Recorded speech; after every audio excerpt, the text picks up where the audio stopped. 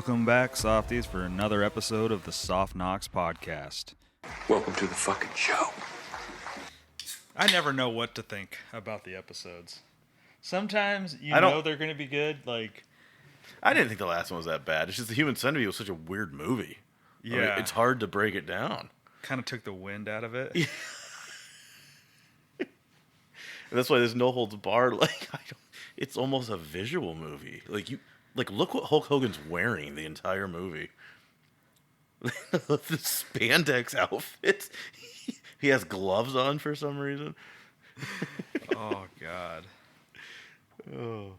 Well, welcome back to another riveting episode of the Soft Knocks podcast. Well, for the couple that are still with us, we thank you. No, we've had more than I thought, actually. Yeah. That's how bored people are. Yes. And I can't believe we've stuck with it. I mean, we're coming up on a year from inception. Yeah. And it took so long. Or I guess a year from the idea.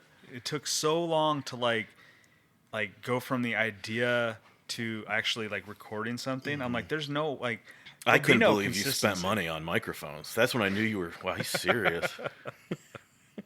I spend a lot of money on worthless shit. And then, we actually kept it up. 20 episodes? Mm-hmm. Well, it's fun to do. It's just an excuse. Yeah, it really is. So, still not a whole lot happening in sports. No, but you know what? There is a whole lot happening in the world, but we don't have to get into that. Yeah, I don't know. Yeah, I mean, I don't know what we would offer. We have pretty much the same viewpoint, so we probably wouldn't be offering that much, and we can't afford to alienate any of our listeners. So no, don't want to split the 5 or 6. Oh Lord! So what's been happening? Well, did you watch any of the Open, the British Open? Oh yes, the Open. I did. I don't like that they call it the Open now. The Open, yeah. It was nice having it early. I kind of like that. That is why I like this one a lot. Is that it is when I get up in the morning early anyway. So 6 a.m. on a Saturday, I'm up regardless, and so it's very nice to have it already on. It's done by what, 2? Yeah. 2 or something. 3. Maybe? I watched most of Sunday's round. Yeah, I think it was over by 1 or 2 o'clock. Yeah, Xander, he's hot. I don't know. He does not really look the part, but he's and for years he was never able to get it done on the biggest stage, and which is the majors, and now he's got 2 this year, 2 in a row. And now there's this question of who's the golfer of the year. I still think Scotty. I know he didn't win all the majors. He's got one. The year's not over, too, right? Right. Scotty goes out and he wins a couple more tournaments. Are both these guys on the Olympics? Scotty I know Scotty is. I don't know if that probably wouldn't count towards any. I'd have to look. No, I don't know. It doesn't really count much towards it. And honestly, some of the guys that have won medals and stuff are not great golfers. Yeah, I remember for some reason. I remember Wyndham Clark is one of them. Yeah, he is. He's had a good year as far as finishing high in a lot of tournaments. I know. Obviously, Scotty is, and Xander probably is. I guess we could look it up. I think he is. I thought. But I don't know. 2 majors is great, but Scotty has won 7 times, including a major, several signature events. The year's not over. No. If I had to guess, I bet you Scotty wins at least once more. He may win the whole FedEx Cup. Yeah. I'd still think it's him, but it's hard to argue with the way things have set up recently. It's the only thing that matters are majors. I mean, unless Xander really ends the year. Yeah, that's the other thing. Xander could go. Yeah. What if he goes off and wins the FedEx Cup and 2 or 3 other tournaments? Then you're going to be going, well, he won. I don't know what that would be. 5 times. It's Scheffler. It is Schauffele, Wyndham Clark, and Colin Morikawa. Does not sound American, but he. It is unfair to some of the guys, especially on Live, that the way the rankings work, they're not considered for it. Bryson DeChambeau should be representing America. He's the United States Open champion. Yeah. And he's had a good year, too. Yeah. Did you see... Not to get political, but did you watch his Breaking 50? I did. With Trump? And that thing was taped before the assassination attempt. And... pretty interesting. That video, it's been out for a couple days, and it's already like the #1 video on YouTube. The thing had like several million views. It had like 1 million views within a couple hours, which I guess is unheard of for a YouTube video. And it was actually entertaining. It was, yeah. Trump's got an ugly swing, but he is pretty good. Yeah, with that debate when he was like when they got into it over handicaps, I'm like, I think I even like text the group chat or something on the Instagram thing where I was like, I don't believe either of them. First of all, no, they're probably exaggerating. Biden is not definitely not Biden. Biden has never been a 6 handicap, and I'm like Trump. I'm thinking like that guy's not. Because what did he say he was like 9, a 4 or something like that. I think he was a little. Was he? I thought he said 9. I don't know, but I didn't believe him because I'd seen his swing before, but I'd never actually seen him play a little bit of golf. Yeah, he wasn't. Yeah, his swing is ugly, but the ball goes straight. Yeah. And his putting stroke is atrocious. Yeah. But he still makes some of the putts. It's incredible. Mm-hmm. So that was a good video. I liked it. Yeah. It was kind of like Bryson had to come out and say, like, look, guys, I know this was taped before that, before the assassination attempt. Like, I don't want to be political. I offered it to both sides. Trump was the only one who said he'd do it. You know, they donated a lot of money to charity. He said, I think it was like 10 grand per birdie. That's right. And a little more for an eagle that they were going to donate to charity. And so, you know, they donated a couple $100 grand. It's just these days you can't. So there's always an argument, but no, I thought it was a good video. And his YouTube channel's really taken off anyway. Yeah.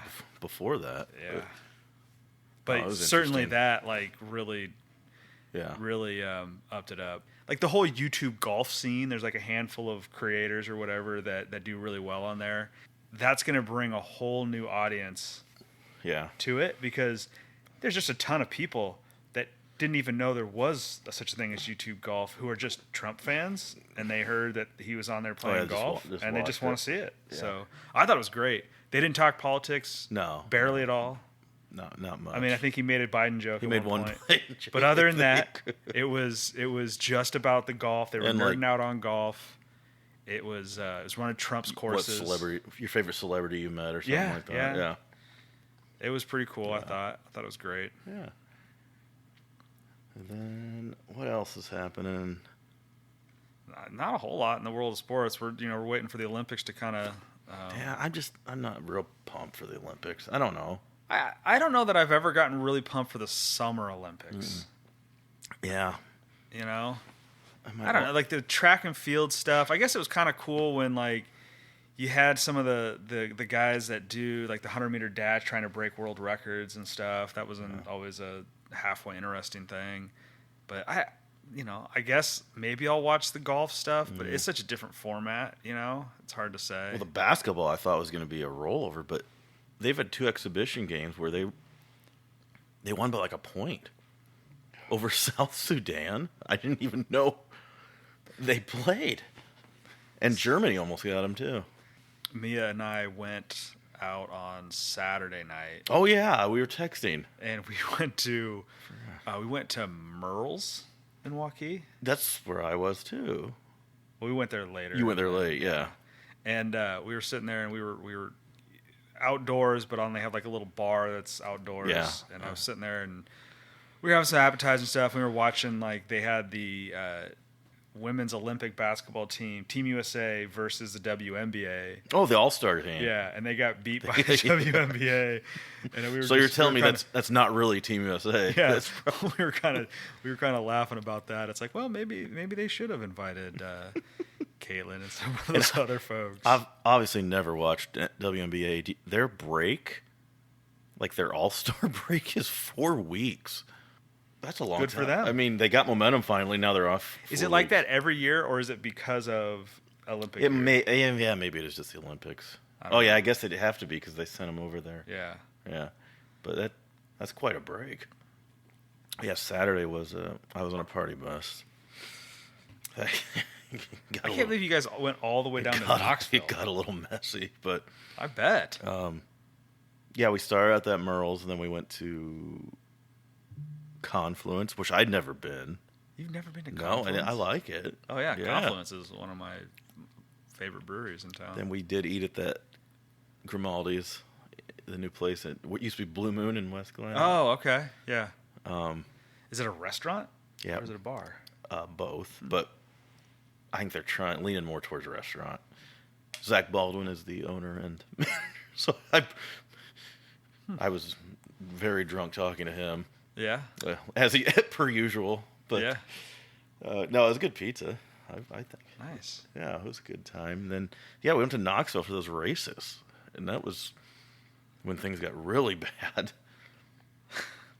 They gave us a gift bag. I don't know if we bought it or they just gave it. And I didn't really realize till the morning how ridiculous this gift bag was at the races. It's a 3M bag, and all it is duct tape, scotch tape, masking tape, car polish scrubber. If you need tape, I'm your guy. I'm good for life, I'm pretty sure. It was just so bizarre. But it was a good time. I played in a golf tournament, the City of Des Moines golf tournament, Men's City. And so that was, it's a 3-day event, and you have to make the cut. Did you make the cut? I did not. Oh, did Anthony play? No.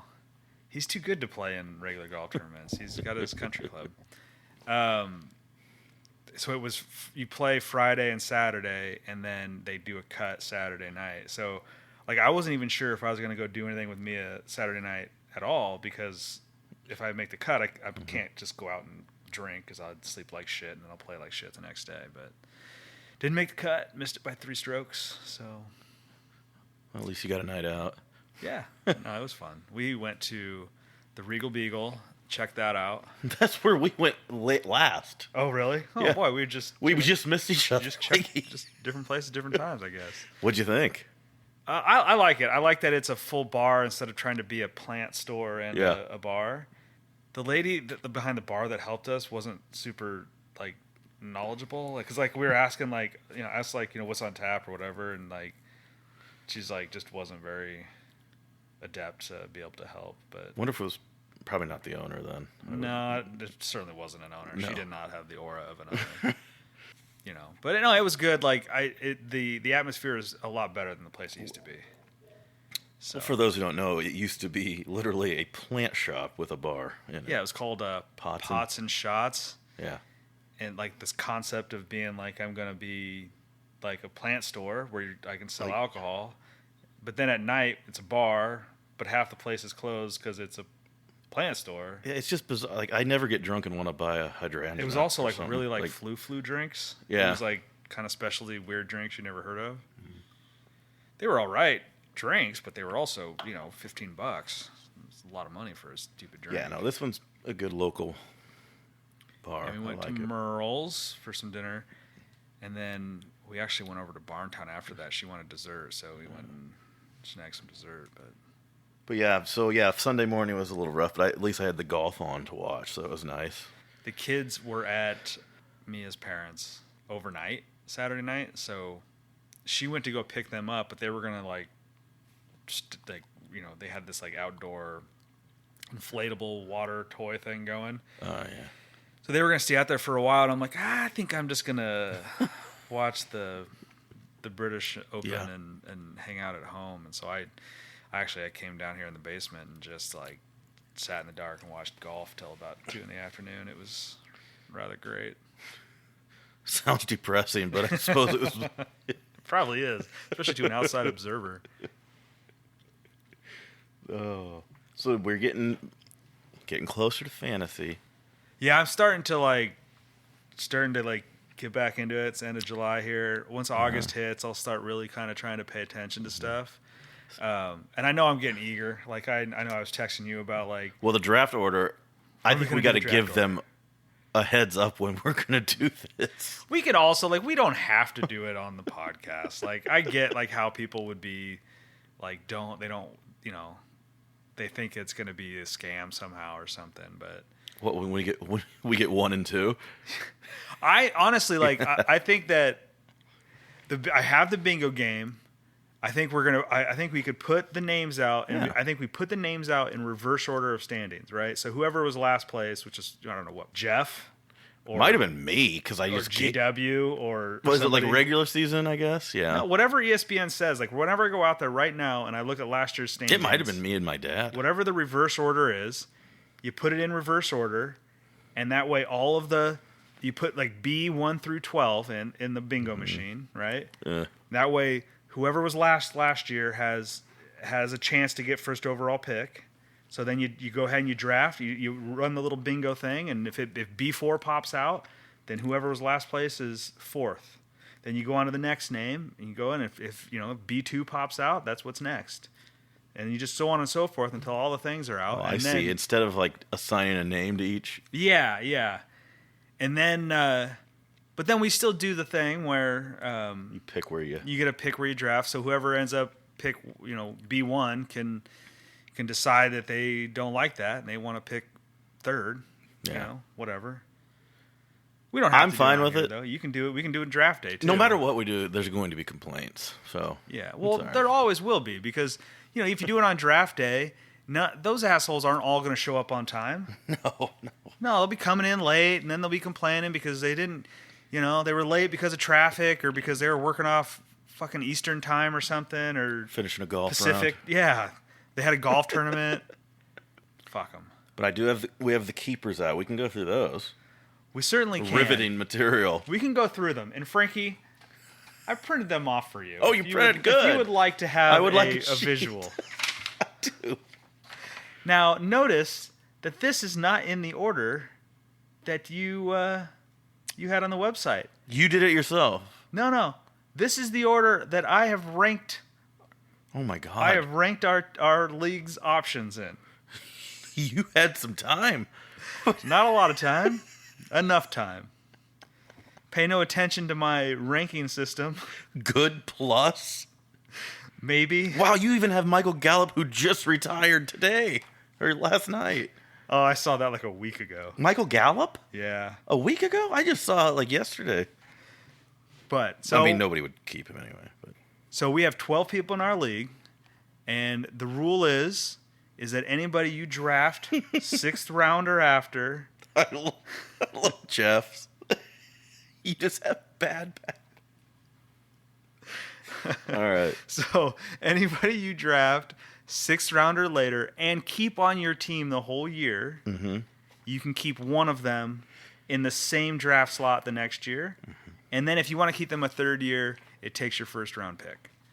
Which, that doesn't happen often. But it does not. It is possible. There's a couple on here that technically there could be. Yeah, but George's was a terrible pick it was. It was bad.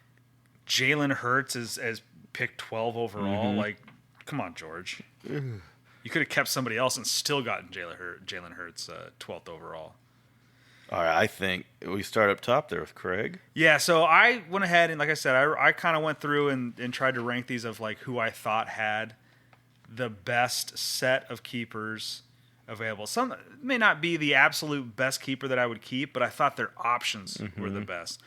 First on my list is Craig.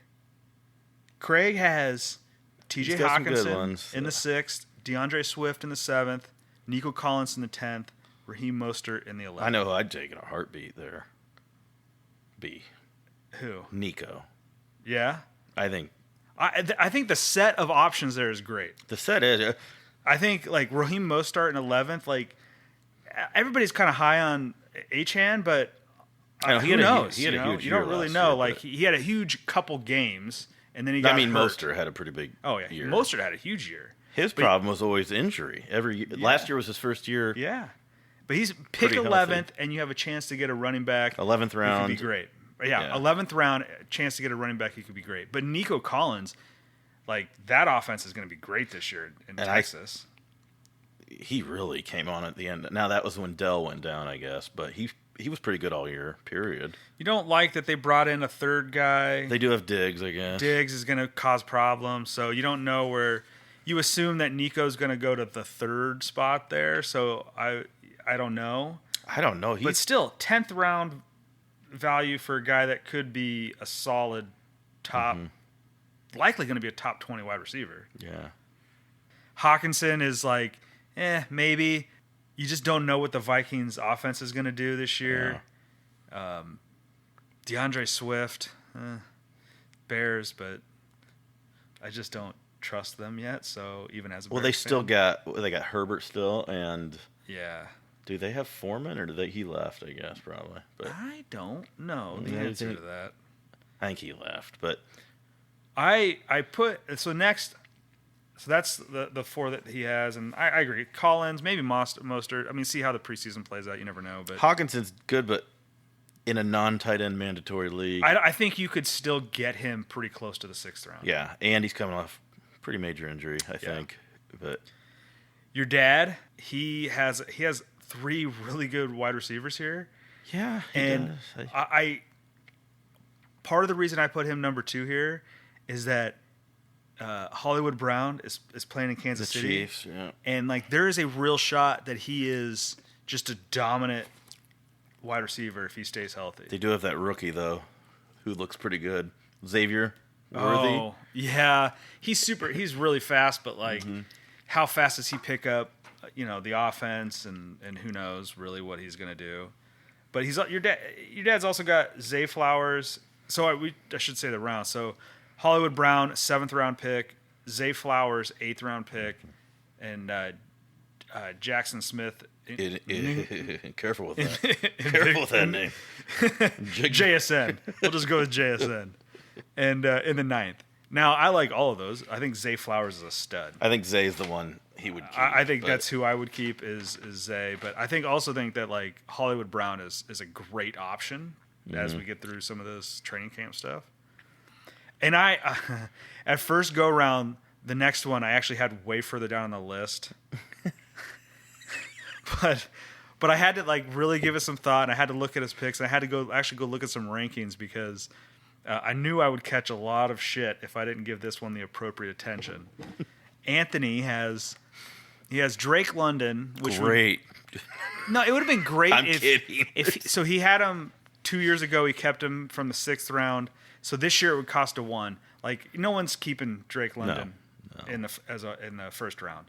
Now, had he had him in the 6th round for this year, it's a different story. Maybe he's got Brian Robinson, and I at first I was like, God, that doesn't seem very good. No, he was like RB like 15 last year, and I think he's clear cut the guy. They did it at Eckler, I guess. I forgot.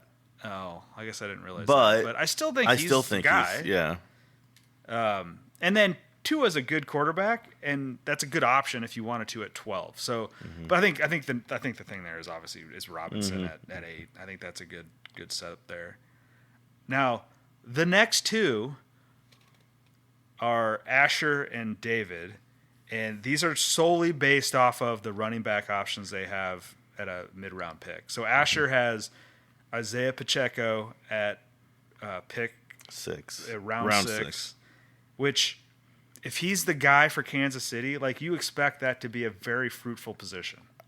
I think he kind of took control of that last year. I think he is the guy. Now he's got his other options are Michael Gallup, who retired, and Garrett Wilson. Not a bad pick, but it would cost him a 1 because he kept him last year from the 10th round. Terrible break last year. Bad break, but truth be told, he is good. I could see him being a tough. But I think you could probably get him anywhere in the 1st if you wanted. David has David Montgomery in the 6th, which I think is a really good running back for the 6th round.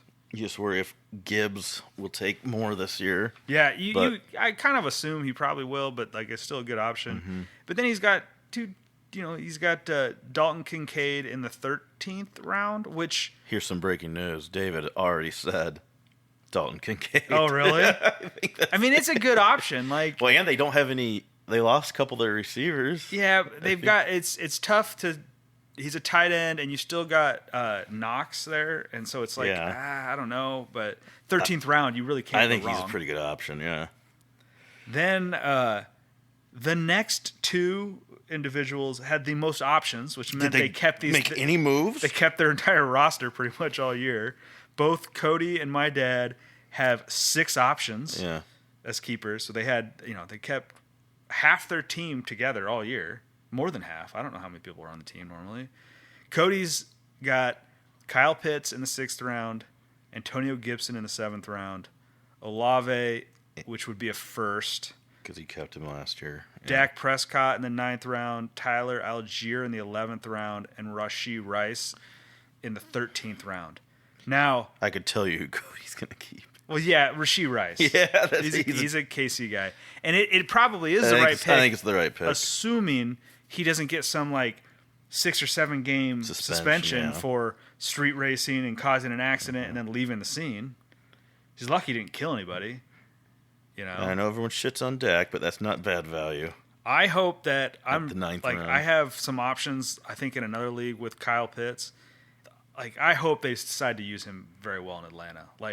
You have Kirk there. Well, they got a new coaching staff at least. Yeah, and they've got a better quarterback, and he's done well with tight ends in the past. So, Kirk or Kyle Pitts in the 6th round may not be a terrible option, but it will definitely be Rashee Rice I there. think, yeah.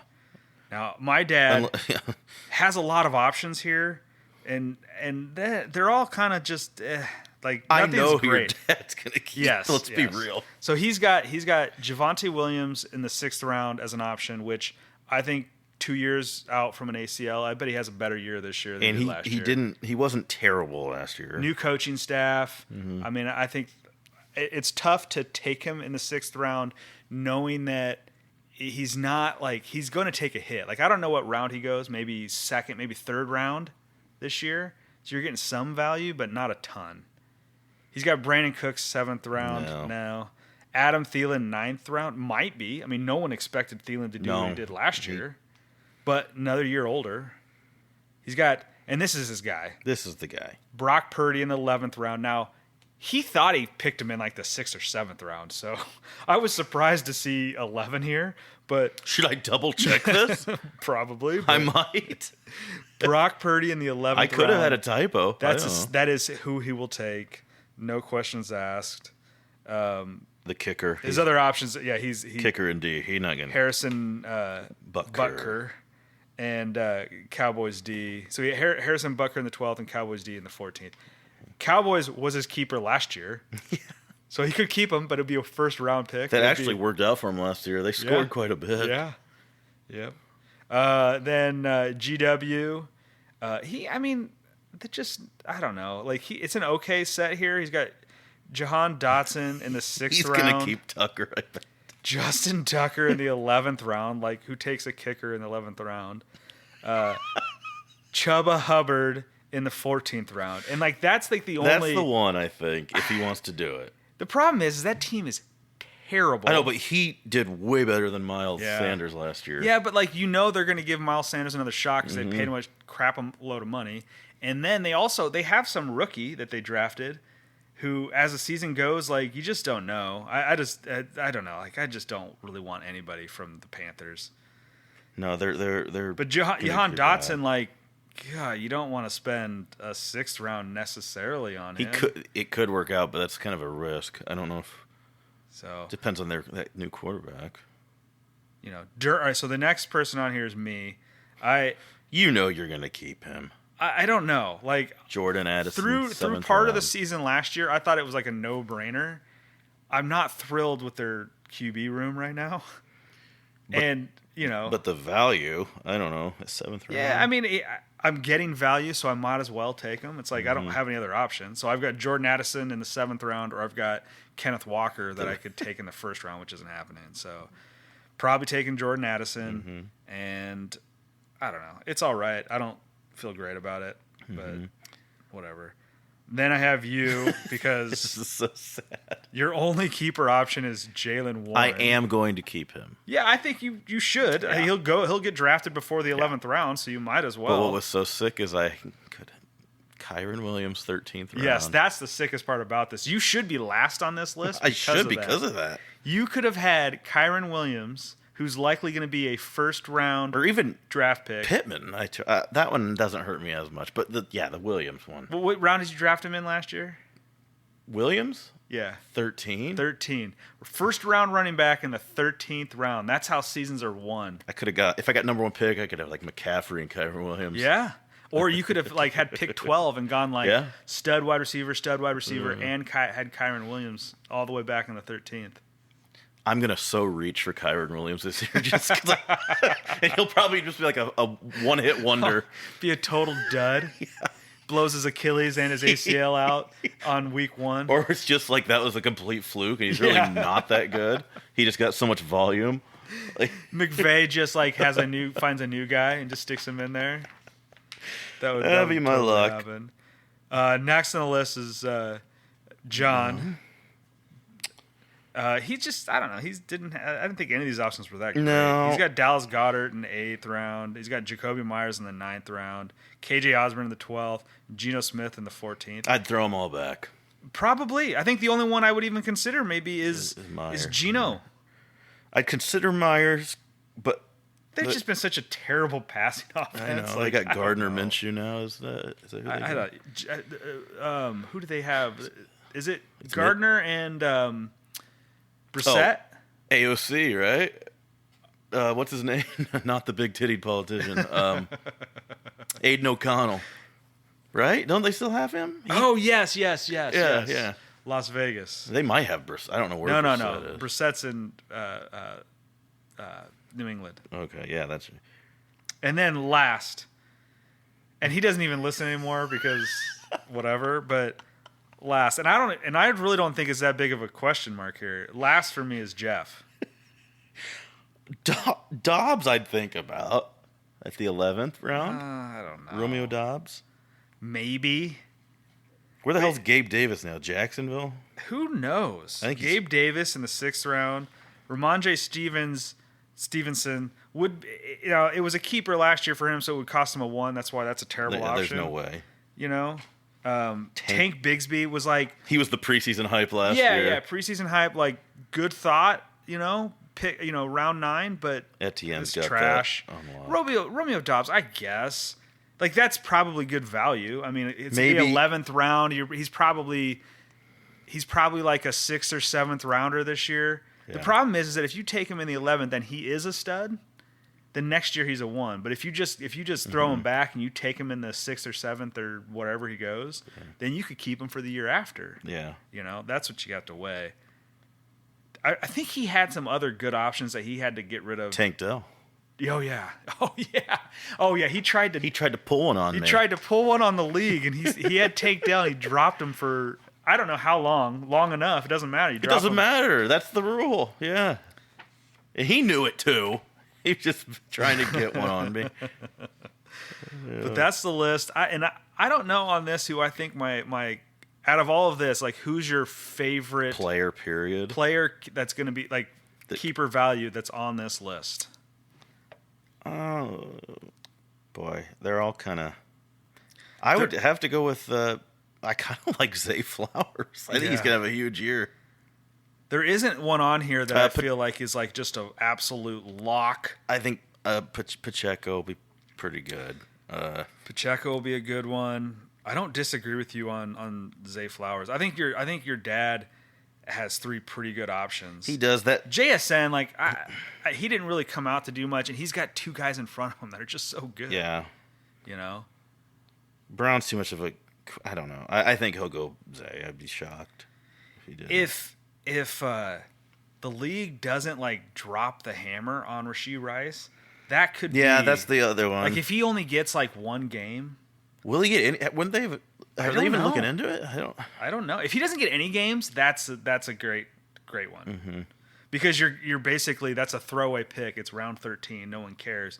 But he very well could be a top 15 guy at his position. He was better than Kelsey at the end of last year. That's for sure. Yeah. So, yeah, I think he'd be like their top option, really.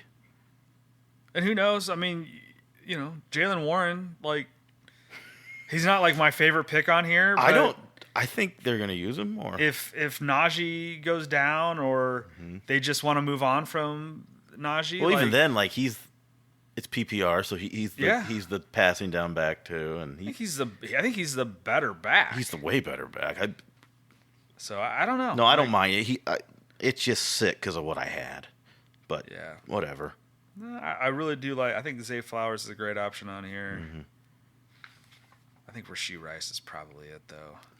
I always lean towards like I'm a, you know, the running backs are so hard to find great running backs, and so yeah, yours with Kyrie would have been a easy one, steal. So that's a tough one to see go.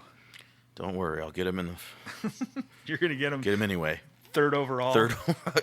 He might be going third overall. I don't know. Well, not anymore, I guess, with these receivers. But so that's that. We're getting closer. Yeah. What is this today? 31st. July 25th. Yeah, about a month and a week away. And what a weekend that'll be. I know. Well, we did it last year, I guess. Yeah, that's true. It was it was a little rough that Sunday. You mean that Monday? I mean, Sunday was rough. It was just we were out all day. Sunday morning I felt rough, but I powered through to go to the next draft. What are your thoughts on pay for fantasy football sites? And do you pay for any? No. I don't. You don't? It was a big week one year. I tempted to just like buy it to see who they thought, but I couldn't do it. I just didn't do it. No. Because they don't know much more.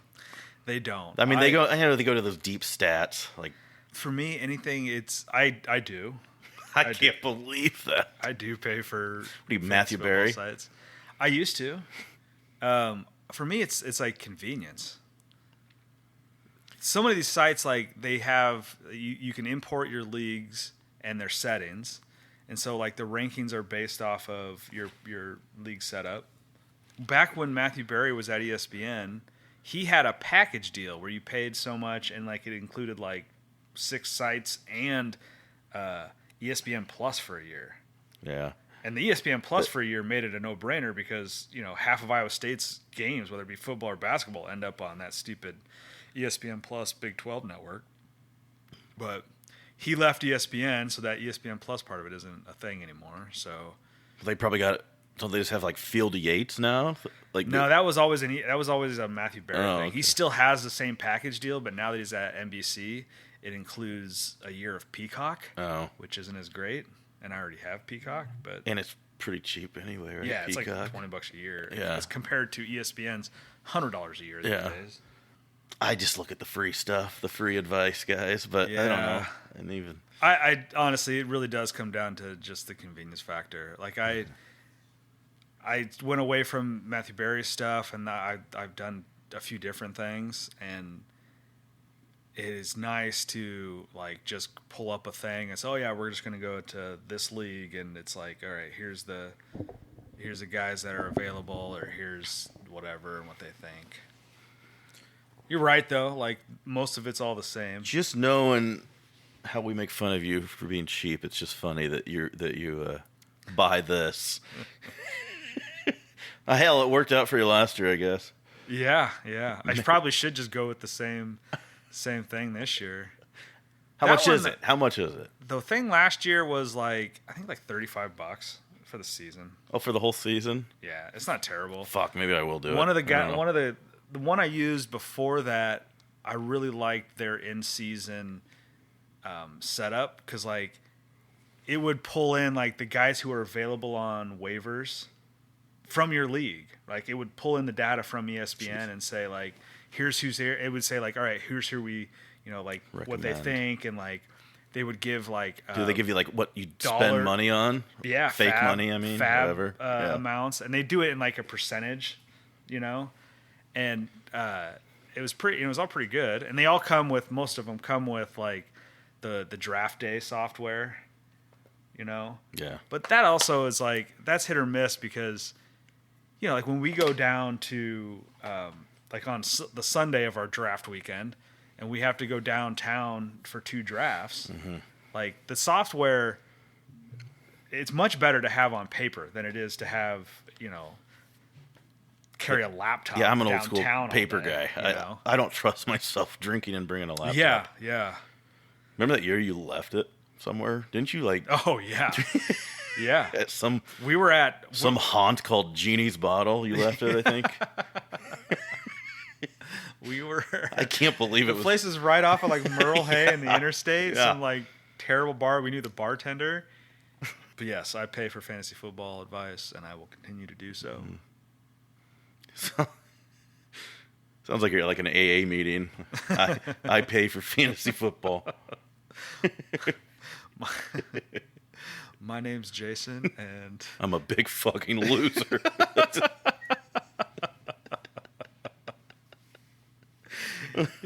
I'll pay for this, but the kids eat ramen. Oh shit! So yeah, I'm excited. Again, we say it every week. I love summer, but something about football. Yeah, it's a weird spot to be because like, I play a lot of golf, and we get to this time of year, and it's like, yeah, I know it's going to start winding down. Mm-hmm. But the best is those couple months where it's still pretty nice. Like, yeah, but it's like here we are. It's the end of July. I mean, next week we roll into August. Like, I got to start getting ready for kids going back to school. Mm-hmm. Like, the wife's hounding me about school supplies and like we've already going through and that. making sure, see what we have, what do we need, And it's like, oh man, I don't want to deal with any of this stuff. I feel like school's starting early and earlier, isn't it? Like, I don't know what day is it starting this year. It's like the 20, whatever that early, the 21st or 20. That is early. I always thought it was like around the 27th. That's what I thought. I think it's a week earlier this year. Can't even mention it in my house. She gets too mad. Yeah, back to school night is the 21st of August. Your youngest is going into kindergarten. I know. This year, right? I don't know how I'm hoping she'll be okay, but I don't know. We were kind of worried with Leo. He's like always sort of standoffish at first with people, but then we go into conferences and it's like, oh man, all the kids love Leo and he has fun with everybody else, and it's like, oh man, awesome. Yeah, I think it'll be fine, and she knows a lot of the kids going with her, so from the neighborhood. Yeah, we should talk about the movie. All right, this was my call. I had never heard of it, and most haven't. It's called No Holds Barred. I was a gigantic, still am, Hulk Hogan fan. He was like my idol growing up. And I used to watch this show with my dad a lot. I remember it being corny. I don't remember it being this corny, but I still liked it. Look, it was... we'll give the plot. Objectively, it was not a great movie. No. But it was entertaining. Like the one we watched last episode wasn't a great movie, but also I didn't feel very entertained. This was entertaining at least. Yeah. And there was stuff to talk about. Funny stuff. Yeah, some great lines. Anyway, the plot is Hulk Hogan's pretty much playing Hulk Hogan, only they change his name to Rip. The Ripper. The Ripper. He is the WWF champion. Top of the world. And some other network is trying to steal him for their network. Like, I feel like this is like the Vince McMahon story. He's one of the writers I saw. I didn't know that. Yeah. Well, Hogan and him, like, wrote and produced this movie. McMahon... How much cocaine was done while writing this? McMahon financed it. I feel like this is just his life. So, like, after I watched it, I was like, all right. First of all, so you're watching the movie, it's not like the highest quality movie production, No. right? And it feels like a WWF's like storyline. You know, it feels like this could have been some storyline over a few weeks on Monday Night Raw when I was a kid. I feel like it was when those WCW and WF were fighting over. They fought over Hulk years after this. Like it's kind of, Yeah. and so yeah, it was this swampy, gross, money hungry executive at some TV station. Great name. You remember what the TV name, the station was? WTN or something. I just remember that World Television Network. Most original name ever. Vince wrote that line. What? Just a stupid name. What would your television network be named? I don't know. I'm not smart enough to have a television network. I can barely get a podcast to do anything. We got to be meaner like this guy. This guy was an asshole. I just start yelling at you. Just an awful human being, just throwing shit at his employees. Yeah. I'm pretty sure he'd get turned in these days. Oh yeah. Now, most of the stuff that happens in these movies, especially from like this was from '89, you know, none of that stuff flies today. No. Ever. Yes, I like the movie. So the movie starts and it's like it's a title bout, right, for like the championship belt in this WWF. They actually used back they used WWF when it was WWF. and like that was one of the things I had to kind of get over with the movie was that. All right, I don't think this is a spoiler alert. Don't say it. WWF is fake. Don't say it. You bite your tongue. It's fake. All right. Oh, go see these injuries these guys have. Yeah. Okay. Well, you know what? I thought I broke my ankle on the golf course last week. So, yes, injuries happen. They happen all the time, all day, every day. To even What just you're trying to say is it's scripted. yes, yeah. Okay, maybe that's a better way to put it. Okay. My God, some of those old fogies would punch you in the face right now for saying it's fake. Well, at least if they punch me in the face, it's not a real fucking punch. These look pretty real in the movie. I don't know. No, that was actually one of my. But One of my notes is that the suits were all the Yes, big wig. They're all watching it like a real boxing match. Yeah. They're like, oh God, he's won again. We got to get this guy. like somebody get them the fucking script. But like so this opening match, like all this fanfare for Rip, Hulk's character, you know, he comes in there and like the guy he's facing, like the number one contender, it's like he just looks like there's nothing to him. He's got like eyeshadow and a black bikini bottom on. And pretty fat. Yeah. He's kind of thick. Mm-hmm. And you got Jesse Ventura. Mm-hmm. They brought the body. As an announcer, like and Mean Gene. Yeah. Okerlund, I believe. What the fuck was Jesse Ventura wearing? That's like just chainmail over his head? That's what he wears. That's what he used to wear. I guess. He's awesome. The match, like the opening match, like I remember watching some WWF stuff as a kid. Like this felt very short. Like there was no back and forth. Like Hulk got pinned, got up, got in a Hulk did get in a chokehold. And he got out of it, which of course he did. That was in the script. Well, I don't think they could show a whole match. Yeah, It'd I be mean, a that's long true. movie. But I guess that is very true. But so yeah, Hulk wins, top of the world, or Rip, excuse me. It's not Hulk. yeah. My other thought was Hulk Hogan looks like my Uncle George, and he really does. That's all I think of. George, for my fourth birthday, I think, dressed up as Hulk Hogan at one of my parties. And Oh, man. core memory. But yeah, he still kind of looks like him. All right, so yeah, they have this match. The guys are in the boardroom. They're all pissed off because they can't get any ratings because they don't have Rip. Mm-hmm. They have a meeting the next day, and like. So my other thing is, before you get onto that, why didn't they just have him play Hulk Hogan and cut out the whole Rip thing? Like, I don't know. It's the same guy. I mean, yeah.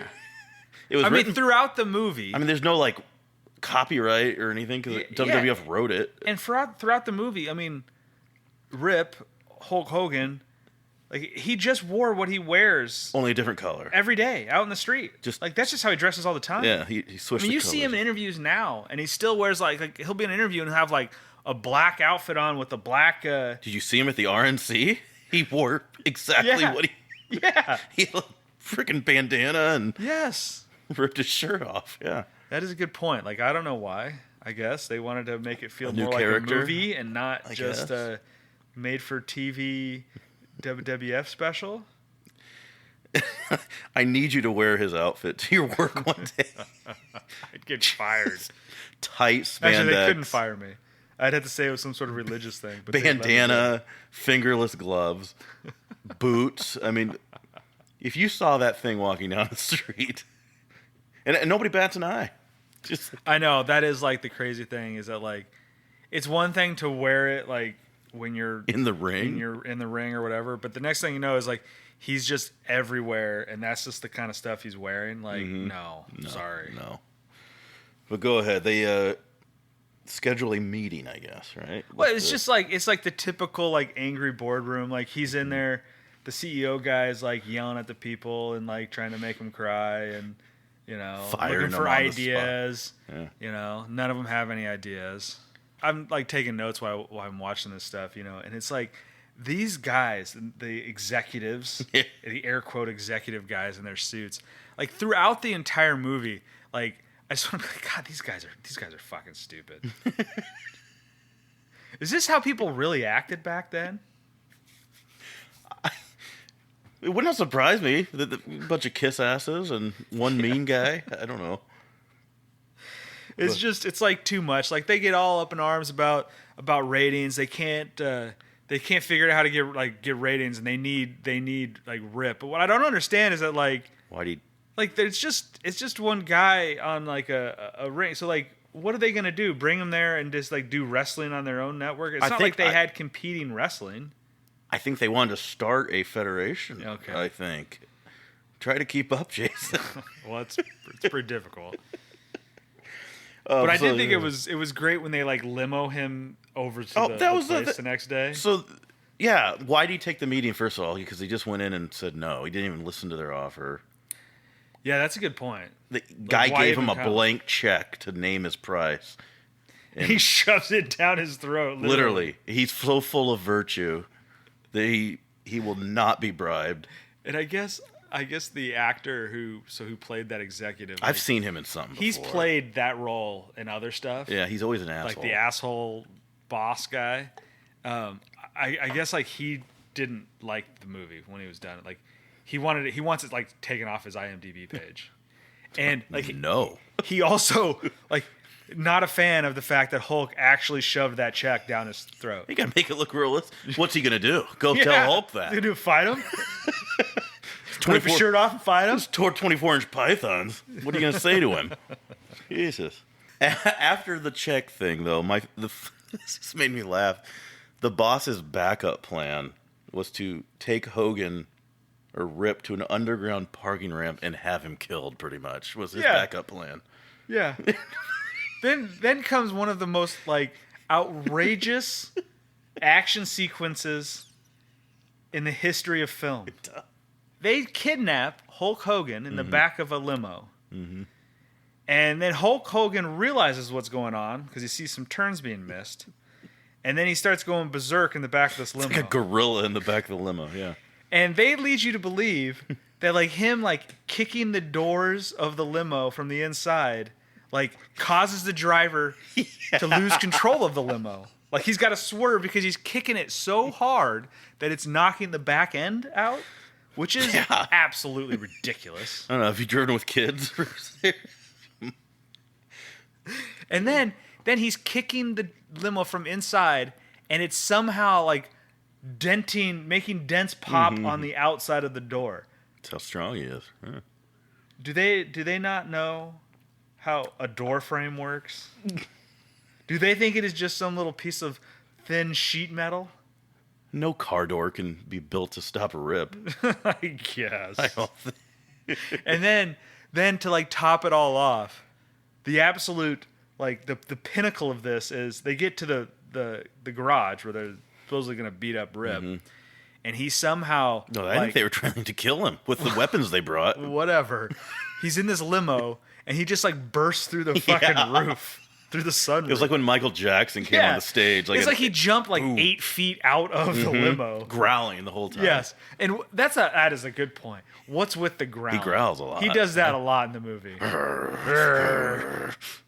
And he's like spit coming out. He's just an animal. Oh, it was just an absolute ridiculous. And after he takes care of the 3 guys with like tire irons, he rips a door off its hinges of the limo.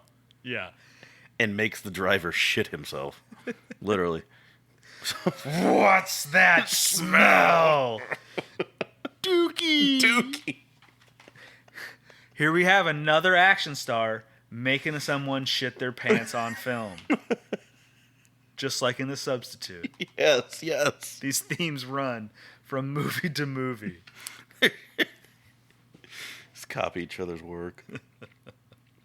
Oh, that scene got me going. I'm trying to remember what happened after that. Well, then, like, he has a new marketing lady. Oh, the babe. Yeah. And he's just like ogling her. Yeah, it's just openly like just checking her ass out. Yeah, like he's just in this marketing meeting and like she's wandering around and he's just checking her ass out and like she says something. He's like, "What now? Her. What do you mean?" That part I believe. That's the most realistic. I very much believe that Hulk has been in that exact meeting and acted that way. He wasn't acting there. He was actually fucking that woman. He didn't realize they were taping. No. They're like, "This is really good, Hulk." Oh, have we started? Yeah. She's talking about what they need to do, and he's at this meeting, and he just goes, let's talk about this later. He's like, "Yeah, go to dinner or something." No, and she goes, "All right, I'll pick you up at 8. Or yeah. We'll go to dinner, dress fancy." Oh God! And we find out that Rip is a very cultured person because he goes to this. They go to this fancy French restaurant, and the waiter is just ignoring him because he looks like an absolute hillbilly in a white tuxedo. A big dumb oaf. Yeah. Then the waiter finds out that he comes there often, evidently, because the chef and everybody comes out and they love him. He's a man of the people. Yeah. All the chefs love him. He gets his usual. Mm-hmm. And then he speaks French. Yeah, he speaks a little bit of French, which is very surprising. Cultured. And then we get to my favorite parts of the movie is the bad executive goes to the shittiest bar. We need a bar like this somewhere. So, where is this bar, and when can we go? I had an idea. Why don't bars put wrestling rings in the establishment? Do you think that this was like an affront, like making fun of the UFC? Was UFC around? UFC's been around for a lot longer than you think. I don't know. But I don't know if it was around in '89. I should have looked it up. I don't think it was an octagon shape. It was that was the so similar. Either they were making fun of the UFC or the UFC stole the idea. I could see Dana White just watching this movie and be like, "This is what I need to fucking do." An octagon ring. Yeah. Really fight each other. But this scene where they walk into this bar with their suits on, and like they go down there, and like the toothless waitress is like they ask to be seated, and it's just ridiculousness. And yeah, all they serve is beer. Evidently, one beer. What was the line? Like the one guy was like, "I'll take a scotch on the rocks." The other one said, "Dirty martini." Dirty martini. And she's like, "I want to get laid, relayed, and parlayed, but that ain't gonna happen." And so the CEO guy's like, "We'll take 3 beers." But yeah, we need a dive bar with a wrestling ring. I mean, that's And then the little hidden Easter egg in this movie that you didn't notice earlier. No, I did not. There was a midget in a bird cage above the octagon throwing peanuts at the wrestlers. That midget is Peter Dinklage. The only one that went on to have a memorable career. Yeah, and outside, I guess Hulk Hogan. he did star in a bunch of movies. But yeah, I looked it up because I'm like, that little guy looks familiar. What a way to get your start. And I just Googled it was he in, and they said, yeah, this is his very first role ever. Wow. Was sitting in a cage throwing shit. I don't know if that's on his IMDb page. I don't know. Should look. Probably. The entire movie, these like the no holds bar fighting, like all of the like randos they have doing it are like the most just hillbilly hick folks. I mean, they're just straight making fun of these people. What you see at the state fair, pretty much. It's Yeah, there's quite a bit of that there. quite a bit of that. Like that one guy that popped a keg and shotgunned it. Yeah. I don't even know if that's possible, but he did it. It was too much. Like, they go use the bathroom afterwards. Oh, yeah, and it's just like the shit most running over. disgusting thing you've ever seen. They have like the Wrigley Field piss troughs, and one of them is just full. That was pretty gross. That was hard to watch, actually.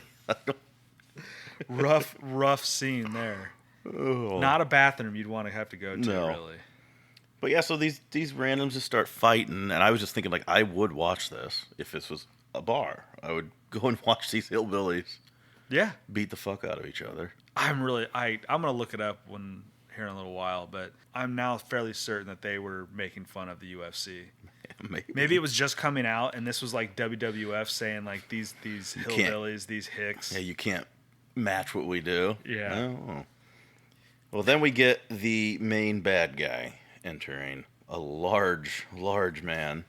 Before we get to that, like, Did I forget something? so they leave this bar, and this CEO guy comes up with this idea for this new fighting Oh, that's right. He competition, introduced right? that first. Yeah.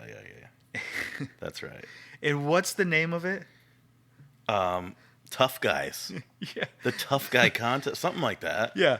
Battle of the Tough Guys. That might be why I called my guys tough guys when I was little, actually. Oh, yeah? I had those little figurines, you know? Yeah. And I said I want to go get tough guys at Toys R Us. That must be where it came from. Battle of the Tough Guys on the World Television Network. Fucking dumbest names ever. So yeah, he puts this promotion on. Come up and fight. If you're the last one standing, you get $100,000, I believe it was. Tax free. Tax free. I think Uncle Sam has something to say. Yeah, I don't know about how he did Well, that, but it gets, that. You must have to gross up. yeah. $100,000 back in '89. It's quite a bit of money. Well, yeah. All the truckers heard this on their radio, Yeah. and they just beelined it to this shithole bar. They're all like getting ready to fight, and like he's like walking through and like meeting all these fighters, and they're just, again, it is just like hillbillies, truckers. Like they're purposely like making this out to be like unrefined idiots. Can't hardly put a sentence together. Like, Yeah. just complete idiots. Yeah, like inbred. Mm-hmm. They're fighting, and then like the giant guy from prison like breaks a wall or something. He took an entire wall down. Somehow it fell cleanly down. Yes. In a very clean rectangle. This is a large black man. I mean, pretty intimidating dude. For some reason, a waitress goes up to him and asks what she can get for him, and he yes, this is face great. palms her and throws her through a table. Which He literally picks her up by her face. by the face, yeah. Yeah, just palms it, lifts her up, and throws her. They should have cast OJ for this. He was busy. But yeah, so this guy comes in, and of course, nobody can lay a hand on this guy. He's just a monster. So he's declared the winner of the $100,000. They ask what his name is, and he just like whispers or growls Zeus. You know, I was And again, thinking, this man did not have any lines. I think he just yelled the entire movie. Yeah, he had some yells, some growls. I don't think he said a line, did he? He said may his have name. said like Rip's name and like challenge. He said words. He didn't say lines. No, it was like a trained monkey. Yeah. He just Yeah, I was thinking about when I was watching like especially like this scene here where they're fighting him, and they should have got some of the actors from Bloodsport. Bloodsport came out was this before this. Frank Dukes. Yeah. They should have got the real Frank Dukes. Imagine if Frank Duke showed up in this movie. Oh, Zeus would have no chance.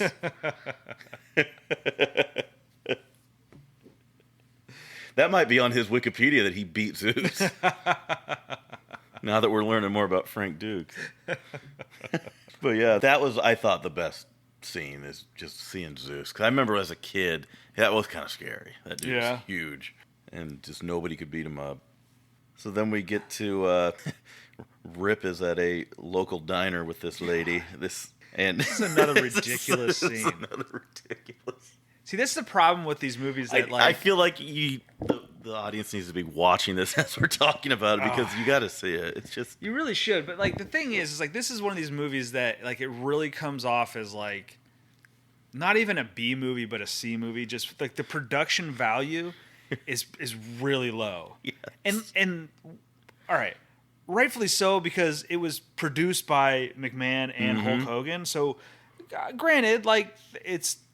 The budget's not as high and all that, so you get it. But like scenes like this are a perfect example. Like they're in a diner, and the diner is getting robbed, and like men with guns, I believe. Yes, men in masks with guns, and he just leans over and he's like, "When I move, hit the ground." And as soon as he says, like, as soon as he finishes a sentence, he immediately moves. It says hit the ground. And he grabs like a stool and throws it bar stool out of the ground and throws it at the guy. All right, you maybe catch him off guard that once, then somebody just gets shot. Yeah. Like in real life, people just get shot now. Yes. This turns into a totally different movie at this point. He stops a robbery with a bar stool and cherry pies. He's like a food fight against a revolver. He's throwing pies at a man with a revolver. And beats him. And gets a round of applause from the audience. The only shot that gets fired is by when he finally gets up there, he grabs the hand with the gun and holds it to the air, and then a shot is fired. That's the only shot that's fired. When he started throwing pastries at him, that's when I was like, this is insane. Hulk Hogan, his look is ridiculous. All right? And I'm not talking about the clothes. The clothes are ridiculous, but the man is... He's got the like. Would you not be intimidated? He's got the like, the friar mullet mix with the handlebar, the handlebar or Fu Manchu whatever mustache. No, it's just like, straight handlebar thing. It's like the most ridiculous look. You should do a handlebar. I can't shave the beard. The wife likes the beard. It'll grow back. Yeah, but in the meantime, I still have to deal with my wife. It's just a ridiculous scene, but that's fine. I mean, it's a ridiculous movie, so.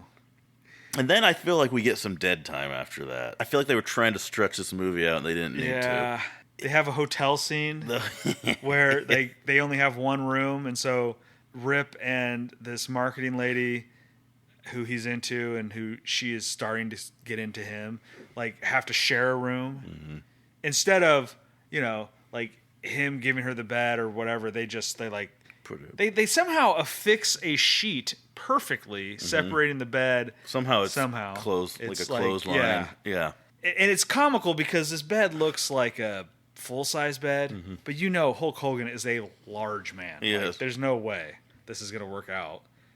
It's just, it's funny, like they go to sleep and then she wakes up and the bed's like shaking.